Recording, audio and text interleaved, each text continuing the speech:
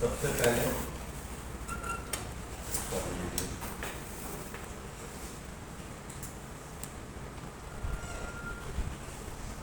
Facebook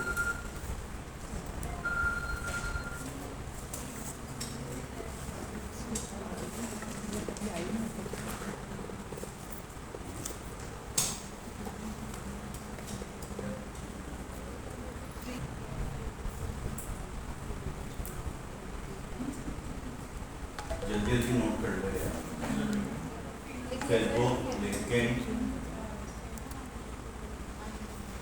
Instagram,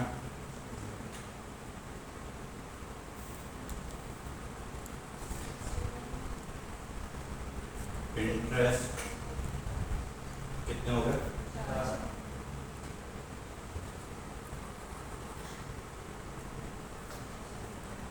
YouTube,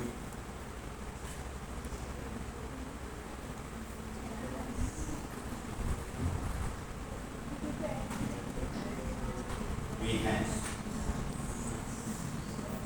ठीक है। अच्छा, अब इसमें क्या क्या है ये चीज़ मैं आपको बता देता हूँ।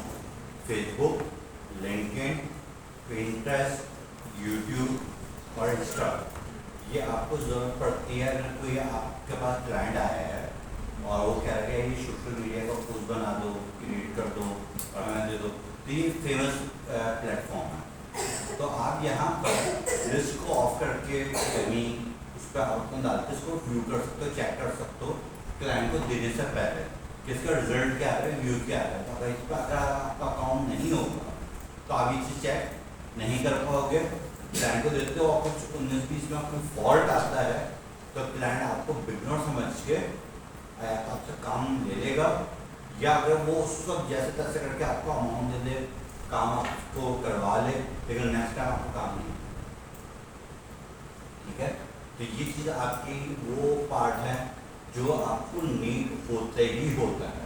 फेसबुक, लिंक्डइन, इंस्टाग्राम और पिंटरेस्ट और यूट्यूब, ये पार्ट। लिंक्डइन नहीं है। Facebook, LinkedIn, Instagram, Pinterest, YouTube. जी आप क्या कहते हैं? फ्रीलांसिंग की पोस्ट की बात नहीं करता। आप सोशल मीडिया पोस्ट बनाते हो ना, क्लाइंट आता है कहता है कि मुझे सोशल मीडिया पोस्ट बनवानी है, उसके लिए। ठीक है, अच्छा अब फ्रीलांसिंग पर बहुत सारी वेबसाइट्स पे वो आपका काम उस वक्त तक नहीं चलाते जब तक उनको आप अपना रेफरेंस लिंक ना हो। रेफरेंस लिंक से बाद सोशल मीडिया की लिंक्स ना हो।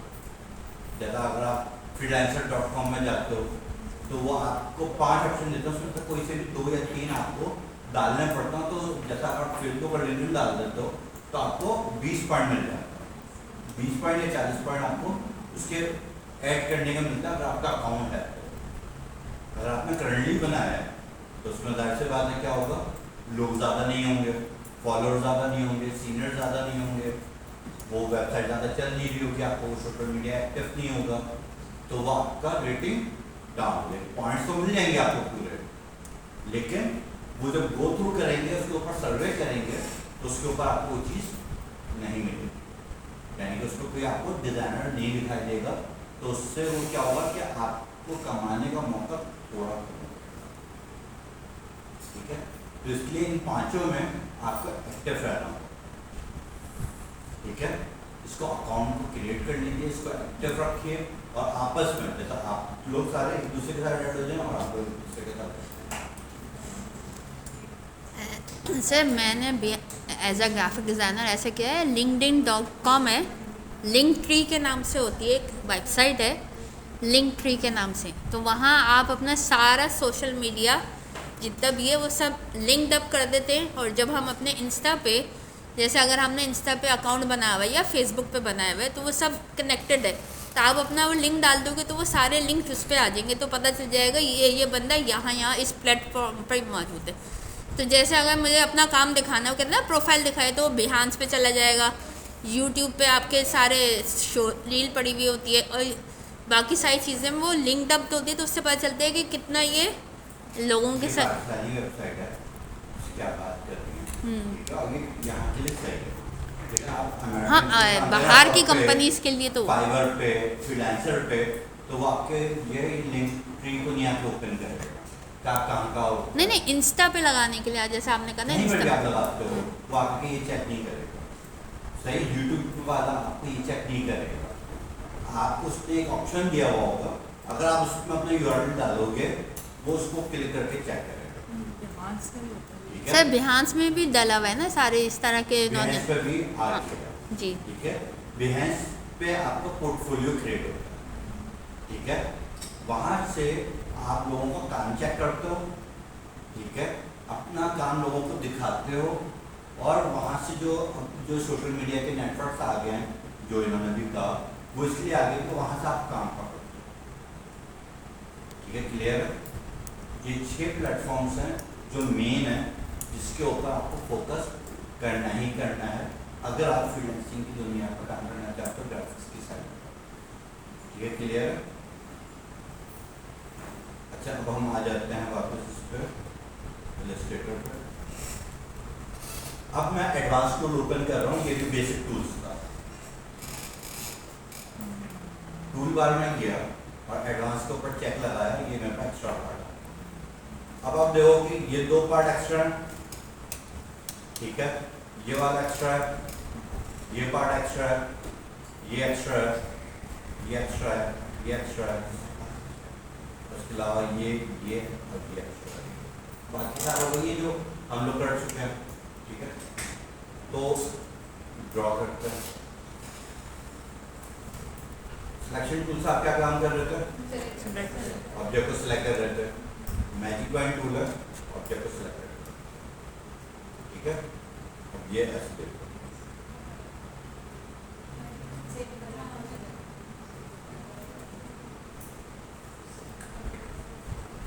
दो कलर सिलेक्शन टूल से उसको सिलेक्ट किया उसको सिलेक्ट करना है उसको सिलेक्ट किया ठीक है मैजिक पॉइंट टूल उसको सिलेक्ट किया उसको सिलेक्ट करना है उसको सिलेक्ट किया फिर खास काम फोटोशॉप में इसका काम कर रहा है तो फिर ये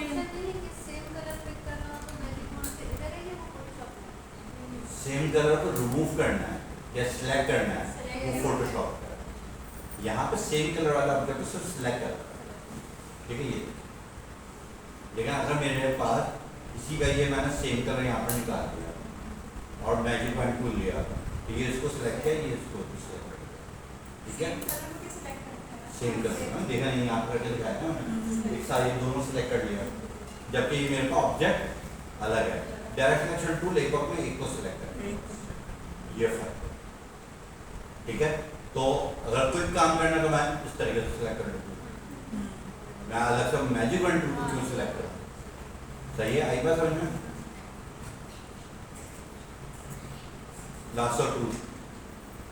लासो टूल फोटोशॉप पे ऑब्जेक्ट को सिलेक्ट करने के काम आता है ड्रॉ करने के लिए काम आता है तो वहाँ पे 3 तरह के लासो टूल होते हैं मैजिक लासो टूल और पॉलीगोनल लासो टूल ठीक है यहाँ पे सिर्फ लासो टूल जिस एंगल को सिलेक्ट करने के काम आता है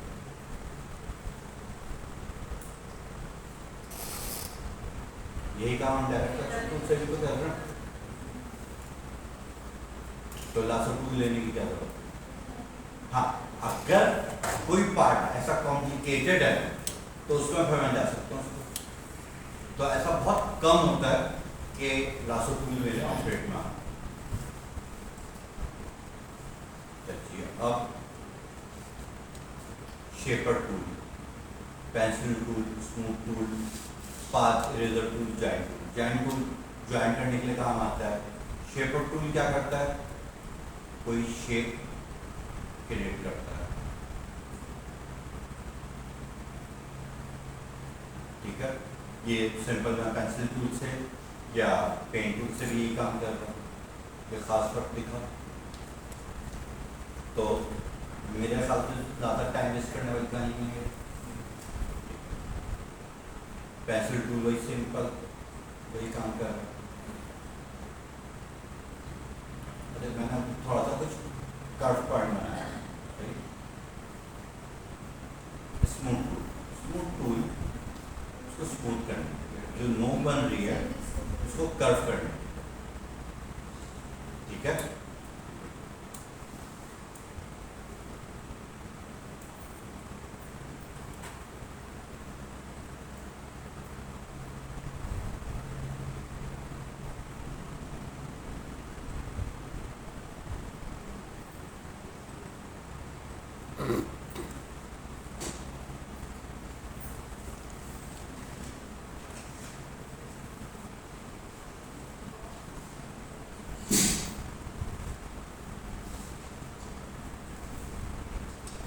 कभी कभी ये प्रॉब्लम करता है कि जब आपके फाइल कैशे इंक्रीज करता है तो ये प्रॉब्लम करता है, तो उससे परेशान होने की ज़रूरत नहीं है, ठीक है। क्यों, मैं इसकी रीज़न बता देता हूँ। अभी आपके पास ये कैसा दिख रहा है, इस आइकन को देखिएगा, अब कैसा दिख रहा है। अब आपको ये प्रॉब्लम हो रही है, ठीक है। पुराने ज़माने में क्या होता था कि सीनियर डिज़ाइनर क्या कहते हैं, यार फाइल करप्ट हो गई, काम करो सॉफ्टवेयर को रीस्टार्ट कर। जब पहली बार मेरे साथ हुआ था ये प्रॉब्लम, मैंने 3 बार सॉफ्टवेयर इंस्टॉल किया, प्रॉब्लम हुई क्यों ये सीनियर डिज़ाइनर आया तो पता नहीं यूज़ कर दो, विंडोज़ ही रीस्टार्ट कर दो। मैंने विंडोज़ रीस्टार्ट कर दिया तो सॉफ्टवेयर इंस्टॉल किया, तब भी प्रॉब्लम रही, तो सीनियर जो है एक काम को सॉफ्टवेयर चेंज कर लो, सॉफ्टवेयर की फाइल में ही कोई प्रॉब्लम आ गई है। कुछ टाइम कोशिश करने का पता चला कि कैटलॉग खुला हुआ था, कैटलॉग को बंद किया तो चेंज हो गया, सही है। तो कैटलॉग के ओपन होने से फाइल कैशे बढ़ जाने की वजह से कुछ फाइल्स काम नहीं करती या उसका शेप चेंज हो जाता है, तो सब परेशान होगी, ठीक है।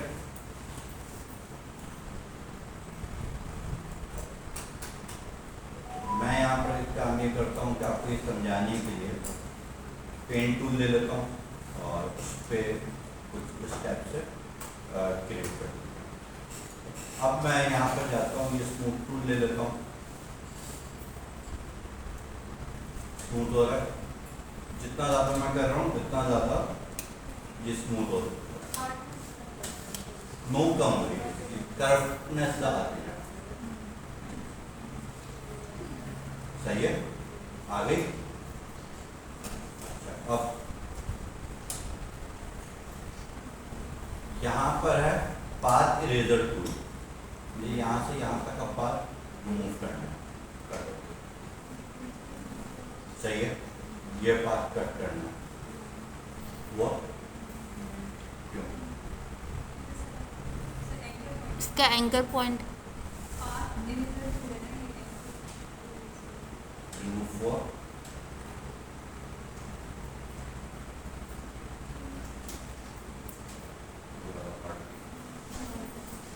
ठीक है। अच्छा, ये काम हम कैसे करते हैं, डायरेक्ट सिलेक्शन लिया, जितना सा पार्ट को रिमूव करना है उसको सिलेक्ट कर दीजिए, तो फिर मैं इसमें सारी पंचायत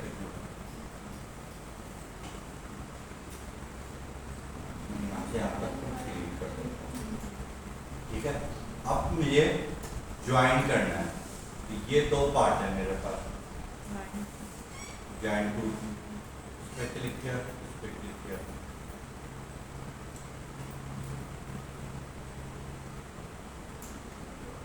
हो रहा है।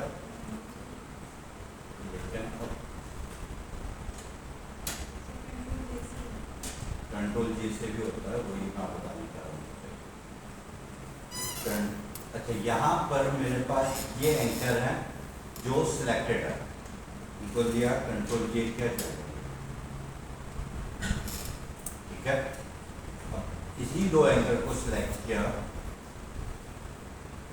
और यहाँ पर ज्वाइन टूल पे आया,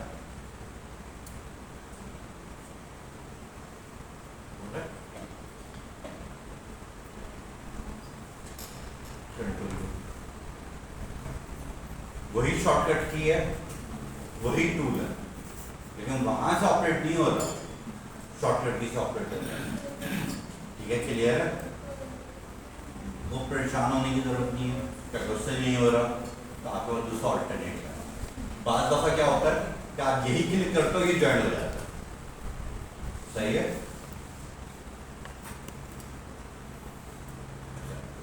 ये हो गया। यहाँ पर हमारे पास है ये स्केल टूल, साइज छोटा बड़ा फ्लिप जैसा भी करना है आप इसको कर सकते हो। ठीक है, क्लियर है। अब ये देखो कि ये एंकर कहाँ पर चला गया, इस साइड पे चला गया, तो इस हिसाब से साइज छोटा बड़ा हो रहा है। इधर क्लिक किया, अब इस हिसाब से साइज छोटा बड़ा हो रहा है। ये स्केल का काम है। ठीक है, इसी के अंदर शेयर टूल है, कर्व करना है जैसे। ठीक है, रीशेप टूल है। ये रीशेप बेसिकली शेप को वापस बनाने के लिए होता है कि जैसा अगर मैंने ये क्यू टूल यूज़ किया हो और उसके बाद मैं करता हूँ तो स्केल टूल से या इस टूल से वापस क्लिक करके ना, या सही ये एंकर्स को पॉइंट्स को मूव करने के लिए होता है। ये अक्सर बेसिकली जो इसके पाथ होते हैं ना, कर्व पाथ, इसको इस्तेमाल करने में ज़्यादा काम होता है। लेकिन ये काम कर्वेचर टूल से, डायरेक्ट सिलेक्शन टूल से इस्तेमाल करते होता है। ठीक है,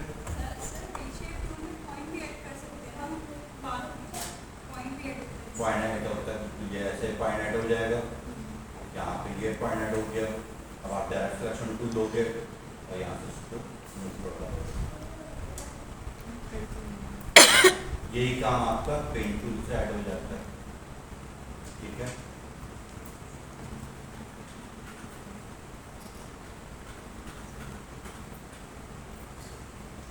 एक ही टूल्स आपके मल्टीपल व्यू में काम आ रहे हैं या मल्टीपल पर्सपेक्टिव के लिए काम आ रहे हैं, लेकिन जो आपने अभी बेसिक टूल पढ़ा उससे हटके अभी तक कोई टूल सामने आया सिवाय 2-3 के। कौन कौन सा? एक आपके पास ये है perspective grid tool. Perspective grid tool आपका ये इस तरीके से आ जाता है। ठीक है, अब आप इसके ऊपर टैक्स बनाते हो, जो आपने ऐसा टैक्स देखा होगा कि वो एल शेप में बना हुआ, तो वो इसी के ऊपर रख के बनाया जाए। ठीक है, जब हम उस लेवल पर पहुंचेंगे तो हम देखेंगे, लेकिन अभी आपका ग्राफिक डिजाइनिंग का प्योर नहीं है, क्या है तो शायद हम इस लेवल तक अभी ना जा सकें। लेकिन बेसिक टूल्स मैंने आपको कॉन्सेप्ट क्लियर कर एग्जाम्पल के तौर पर टैक्स के ऊपर जाते हैं हम लोग और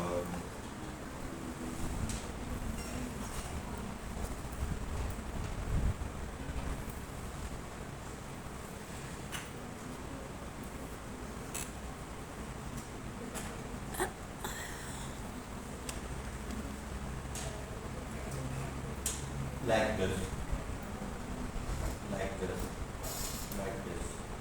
ये एग्जाम्पल्स हैं, ये एग्जाम्पल है। ठीक है, क्लियर है? अच्छा, पर्सपेक्टिव के बाद आ रहा है हमारे पास यहाँ पर मैश टूल, जो न्यू है। ये ग्रेडियंट के तौर पर काम आता है। ग्राफ आप ऐड कर लेते हो, जितना आपको ग्राफ ऐड करना है, वर्टिकल, हॉरिजॉन्टल।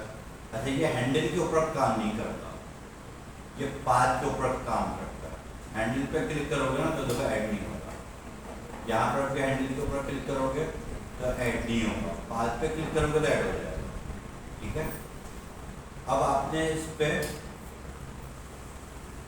जितना ऐड करना है उतना आपने ऐड कर दिया।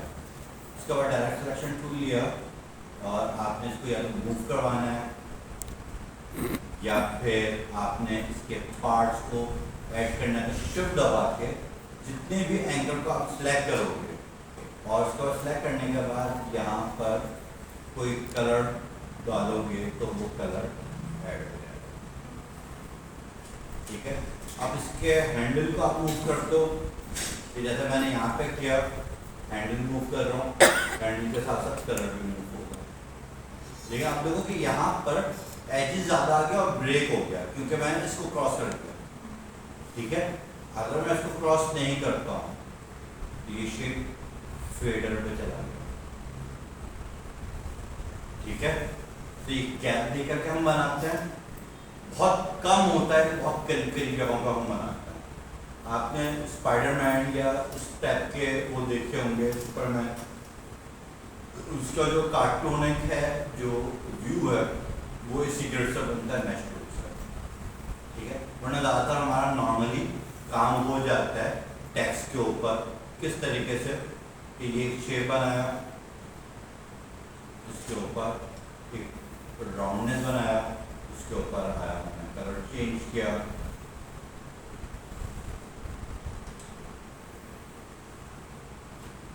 इफेक्ट्स पे गया, कलर पे गया, गॉर्जियस कलर पे गया, जितना कलर करना है उतना कलर किया, इफेक्ट्स पे गया। इसको मैं मल्टीपल स्टाइल में भी यूज कर सकता हूँ, सही है, और मैश टूल के जरिए भी ऑपरेट कर सकता हूँ।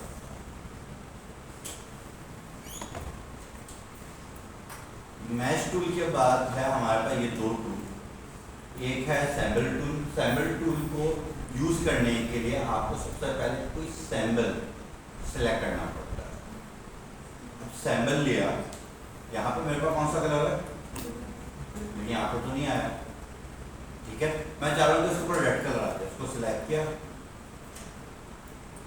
खून का जो स्पॉट होता है ना, आया, क्या करना होगा, यहाँ पर ब्रेक लिंक, राइट क्लिक करिए, ब्रेक लिंक टू सैम्बल, ठीक है, और उसके बाद आप जाइए, ठीक है, मसला ये मसला ये हुआ कि कलर पर आप जाइए,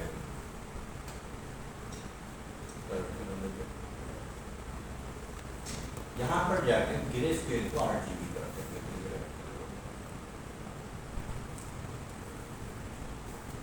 ये क्लियर है, स्पॉट्स बन गया आपके, आप जितना भी लोगे जितना ये स्पॉट क्रिएट करोगे, सही है। सर दोबारा करेंगे आप ये जो अभी आपने किया, सैम्बल को रेड कलर में चेंज किया, break to link, sir outline क्यों आ रही है green? Symbol tool, spray tool, सही, सैम्बल स्प्रे टूल, ये सिलेक्ट किया, ब्रेक लिंक किया, तो सर ये भी ग्रीन आउटलाइन क्यों आ रही है? वो से सिलेक्टेड है, हाईलाइट है, रेड कलर किया, ग्रे आ गया, कलर में गया, यहाँ पे मेन्यू पे गया, ग्रे स्केल है, RGB है, रेड कलर सिलेक्ट करूंगा तो ये ऐसा आएगा, सिलेक्ट हटा दूंगा तो ग्रीन लाइन हट वो सिर्फ हाईलाइट के लिए कि ये वाला पार्ट आपका सिलेक्टेड है। ठीक, अगर आप ये मल्टीपल निकालते हो तो आपको कैसे पता चलेगा कौन सा सिलेक्टेड है, ऐसा पता चलेगा कि आपका सिलेक्टेड है, सही है। ये बहुत ज़्यादा कॉमन है, यहाँ पर बहुत सारे स्टाइल हैं, ग्राफ टूल या आप लोग ने वर्ड वगैरह, एक्सेल वगैरह पे यूज़ किया हुआ, इस पर क्लिक किया, एक ग्राफ बना, शीट आई, जो साइज आपने लेना था। अब यहाँ पर एक्सेल की तरह की विंडो ओपन हो गई है, ठीक है, इस पर आप वैल्यू दे दीजिए, जैसे एग्जाम्पल मैंने 100 की वैल्यू दी, यहाँ पे मैंने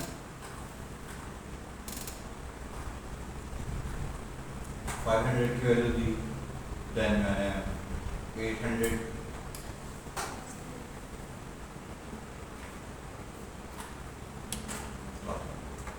ग्राफ क्रिएट करते हैं।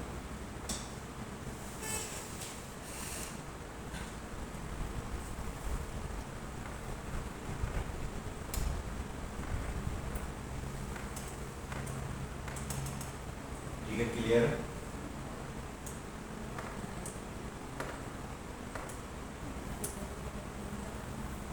ये आप लेयर्स पे चले गए, ठीक है, लेयर्स से मैं आपका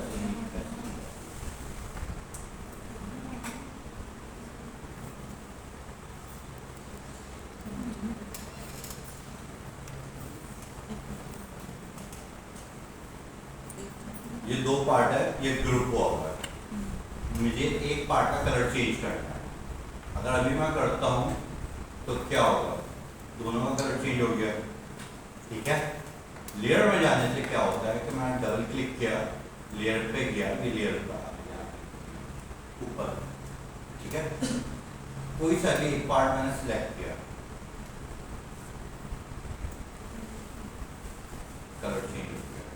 लेयर से बाहर आना है, या तो मैं एक ही करके बाहर आ जाऊँ या स्किप करूँ और एकदम डायरेक्ट बाहर आ जाऊँ। तो मैं स्किप का इस्तेमाल करता हूँ तो एकदम से बाहर आ जाता हूँ, वरना बैक करके एक एक स्टेप करके मैं बाहर आ जाता हूँ। यहाँ तक क्लियर है? कोई कंफ्यूजन, कोई प्रॉब्लम? अच्छा, अब आपका असाइनमेंट क्या है?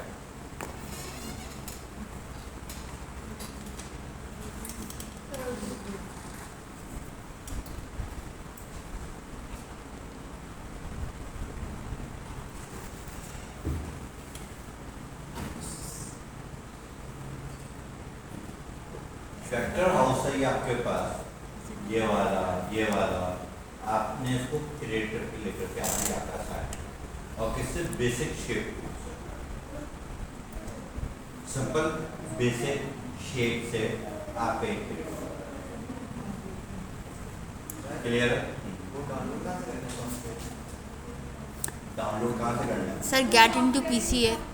तो वो पैसे वाले हो तो एडोबी वेबसाइट है, डाउनलोड कर लो, लेटेस्ट वर्जन मिल जाएगा $2 इतनी देर से लोग बोल कर रहे हैं गेट इनटू पीसी, समझ में नहीं आ रहा। गेट इनटू पीसी से डाउनलोड कर लो, सही है।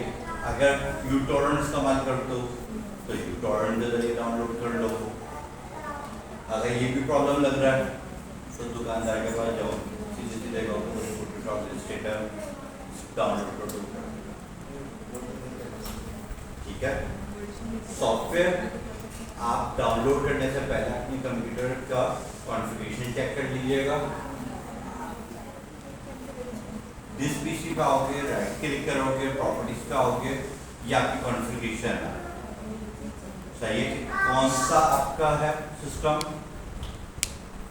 ये आपका वर्जन कौन सा, जनरेशन, प्रोसेसर कितना है, सीपीयू गीगाहर्ट्ज़, रैम कितनी है, विंडोज कौन सी है, सही है।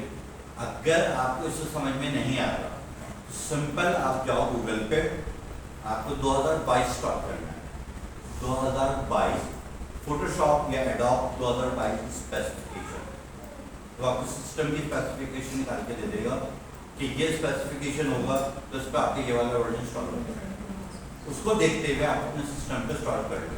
2006 से पीछे मत जाइएगा, सही है। 2024 पे भी आप जा नहीं सकते क्योंकि वो परचेज वर्जन 2022 तक, 2023 तक आपको फ्री में मिलेगा। ये 2023 तक, ये 2022 सर 8 GB रैम काफी होगी उसका। जो 2020 से लेकर 2023 तक के जो 16 GB है, 2020 से पहले के लिए 8 GB भी चल जाएगा। अच्छा 8 GB पे 2023 भी चल जाएगा, लेकिन थोड़ा स्पीड से दो, ठीक है।